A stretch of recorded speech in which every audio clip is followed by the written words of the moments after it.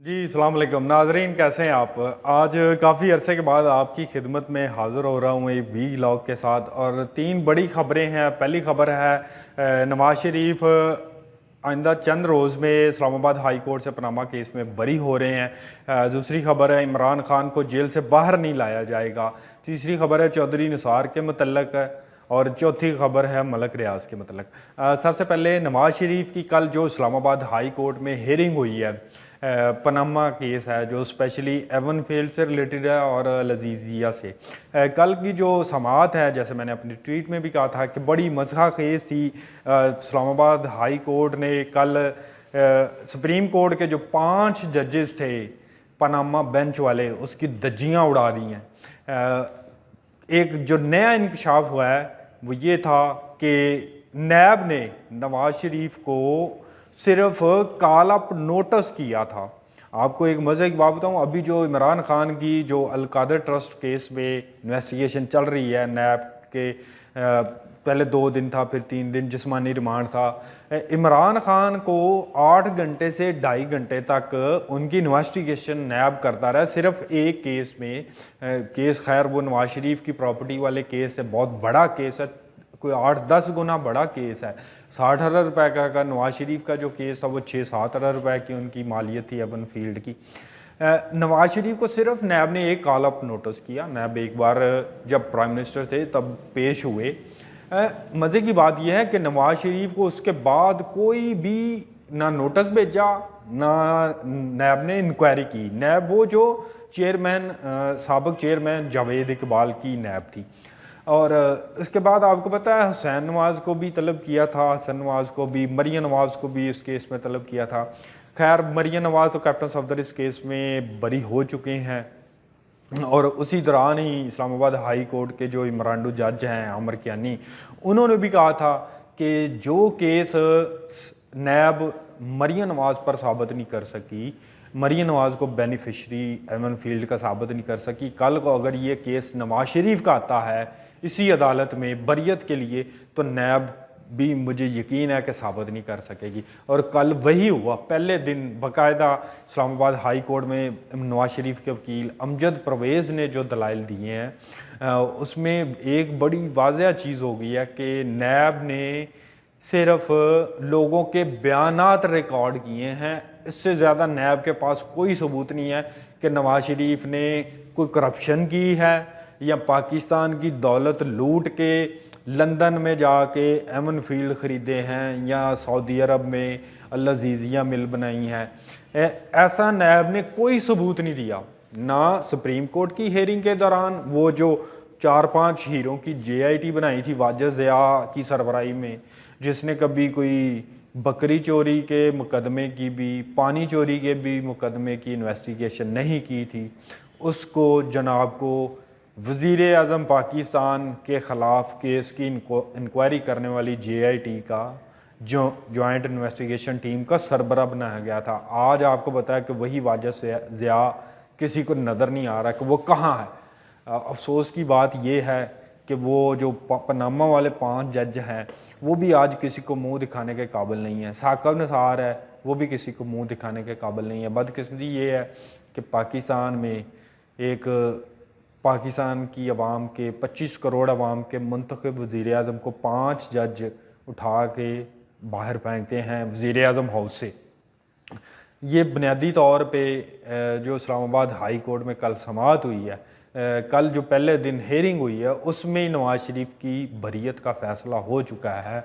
अब जो कार्रवाई होनी है, क्योंकि यहाँ जस्टिस आमर फ़ारूक हैं, फिर जस्टिस गुल हसन है, इस बेंच के मेंबर हैं, उन्होंने तो वाज़िया कहा है कि नैब ने चार्ज भी फ्रेम गलत किया है, जैसे आप जिसको फ़र्द जुर्म भी कहते हैं, फ़र्द जुर्म भी जो गलत आयद की गई है नवाज शरीफ पे, नैब ने कोई इन्वेस्टिगेशन भी नहीं की और अज खुद ही रेफरेंस फ़ाइल कर दिया, बग़ैर इन्वेस्टिगेशन के रेफरेंस फ़ाइल कर दिया। आप इमेजिन करें कि इमरान खान की अभी जो इन्वेस्टिगेशन चल रही है इस पे रेफरेंस नहीं आ रहा, सिर्फ अभी इमरान खान की इन्वेस्टिगेशन चल रही है, तो अभी नैब ने रेफरेंस नहीं फ़ाइल किया। और वो जो नैब था जावेद इकबाल वाला, वो हालांकि जज थे, और ये जो मौजूदा चेयरमैन नैब हैं वो एक जनरल रिटायर्ड है।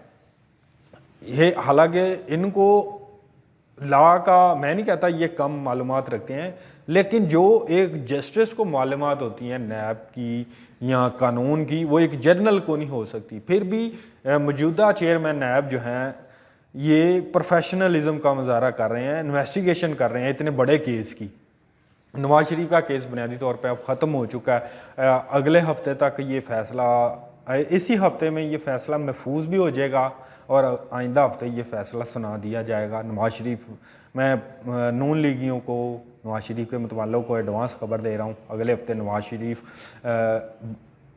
एमन फील्ड केस में और अल अजीज़िया केस में बरी होंगे। दूसरी खबर है नवाज इमरान खान के मतलब, इमरान खान का जो साइफर केस है ना भाई, ये बहुत संजीदा मामला है। साइफर वाले मामले में इमरान खान की जो जान बख्शी है ना, बहुत मुश्किल है। इमरान खान और शाह महमूद कुरैशी को, दोनों को इस केस में, इमरान खान और शाह महमूद कुरैशी को सज़ाए मौत होगी। वो एक बात अलग है, इस पर अमल दरामद हो या ना हो, बाद में वक्त बदलता है, सज़ाएँ कम हो जाती हैं या ज़मानत मिल जाती है लेकिन इस केस में इन दोनों को एग्जाम्पल सेट की जाएगी। ये साइफर एक्ट कह रहा है, ऑफिशियल सीक्रेट एक्ट कह रहा है इन दोनों को सज़ाए मौत होगी या कम से कम 14 साल की सज़ा होगी। जहाँ तक बात है अदालत में पेश करने की, मैंने कुछ अर्सा पहले एक वीडियो, शॉर्ट वीडियो बनाई थी, उसमें कहा था कि तहरीक इंसाफ के लोग अपने लीडर को इलेक्शन के बाद ही अपना दीदार कर पाएंगे, उससे पहले इमरान खान का दीदार नहीं होगा। हुकाम ने इस्लामाबाद हाई कोर्ट में तो साइफर कोर्ट में जज अबुल हसनात की कोर्ट में रिपोर्ट जमा करवा दी है कि सिक्योरिटी खदशात के पेश नज़र इमरान खान को अदालत में पेश नहीं किया जा सकता। मैंने उस दिन भी ये खबर दी थी, आपको बताया था कि इमरान खान को अदालत में पेश नहीं किया जाएगा। अब जो अलकादर ट्रस्ट वाला केस है, इसमें अब बुशरा बीबी की बारी आएगी। बुशरा बीबी को भी आज नवंबर ख़त्म हो रहा है, 28 तारीख है नवंबर की। 5 से 10 दिसंबर के दौरान बुशरा बीबी को भी गिरफ़्तार कर लिया जाएगा। और तीसरी खबर है चौधरी निसार की। चौधरी निसार किसी भी पॉलिटिकल पार्टी में नहीं जाएंगे, ना PMLN में वापस आ रहे हैं, ना तहरीक इंसाफ में जाएंगे, ना पीपल्स पार्टी में जाएंगे। चौधरी निसार आज़ाद हैसियत से इलेक्शन लड़ेंगे। ये मुझे अभी मेरे सोर्स ने बताया है कि चौधरी निसार ने कल अपने हलके में एक जगह पे ख़िताब किया है। उन्होंने कहा जी मैं किसी भी बिल्ली बल्ले या तीर पे यकीन नहीं रखता, मैं आज़ाद हैसियत में इलेक्शन लड़ूंगा। मेरे जो वोटर सपोर्टर हैं, हमायती हैं, वो वोट मांगने जाएंगे, किसी से शर्मिंदा नहीं होंगे।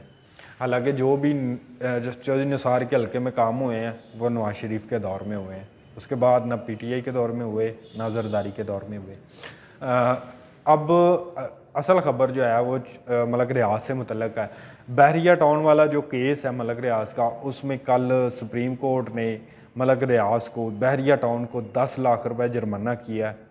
और 10 लाख जुर्माना जो है वो सिंध लीवर ट्रांसप्लांट इंस्टीट्यूशन जो है उसको अदा करने का हुक्म दिया है। और एक आखिरी ख़बर जो बोनस है इस वीलॉग की, सबसे बड़ी ख़बर जो है वो फैज़ाबाद धरना से रिलेटेड है। फैज़ाबाद धरना केस में अब जो कमीशन कायम किया गया है अख्तर शाह की सरबराही में उसमें अब शाद खाकान अब्बासी को बुध के रोज़ तलब किया गया है और एहसन इकबाल को जुमेरात के रोज़ तलब किया गया। एहसन इकबाल उस वक़्त वज़ीर दाखिला थे जब तहरीक लब्बैक का धरना हो रहा था, और शाद खाकान अब्बासी बदकिस्मती से उस वक़्त पाकिस्तान के वज़ीर आज़म थे। वज़ीर आज़म तो खैर नहीं थे, वो डम्मी वज़ीर आज़म थे, मैं उनको प्राइम मिनिस्टर नहीं मानता।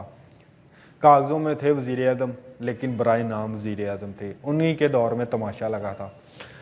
अब इन लोगों को तलब किया, फिर पंजाब के और इस्लामाबाद के जो साबिक़ IG हैं उनको भी तलब किया। रावलपिंडी के पुलिस ऑफिसर जो थे, सरबराह थे पुलिस के, उनको भी तलब किया। अब ये इन्वेस्टिगेशन बड़ी संजीदा मोड़ पे पहुंच चुकी है। अनकरीब यही कमीशन आर्मी चीफ, साबिक़ आर्मी चीफ जनरल बाजवा को भी बुलाएंगे, फैज़ उम्मीद को भी बुलाएंगे जो साबिक़ ISI चीफ थे।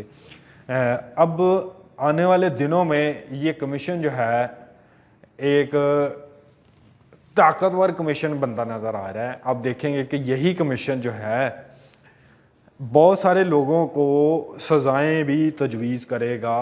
ये रिपोर्ट बाकायदा फिर सुप्रीम कोर्ट में जाएगी, फिर इस पर अमल दरामद होगा और फिर बात वही घुमा फिरा के आनी है, ये नई हुकूमत के खाते में जानी है सज़ाएँ। क्या नई हुकूमत नवाज शरीफ बनते हैं प्राइम मिनिस्टर, वो जनरल बाजवा को, फैज़ को, अब्बासी को, एहसन इकबाल को, या रावलपिंडी पुलिस के अफसर को, इस्लामाबाद पुलिस के साबिक़ आईजी को, पंजाब पुलिस के साबिक़ आईजी को क्या सज़ाएँ दे पाएंगे? ऐसा हरगिज़ नहीं है। अभी सीन लगने हैं, आने दे नई हुकूमत और आने दे इस कमीशन की रिपोर्ट को, मज़े आएंगे आपको। इंशाल्लाह अगले वीलॉग में नई खबरों के साथ दोबारा मिलेंगे। अपना ख्याल रखिएगा।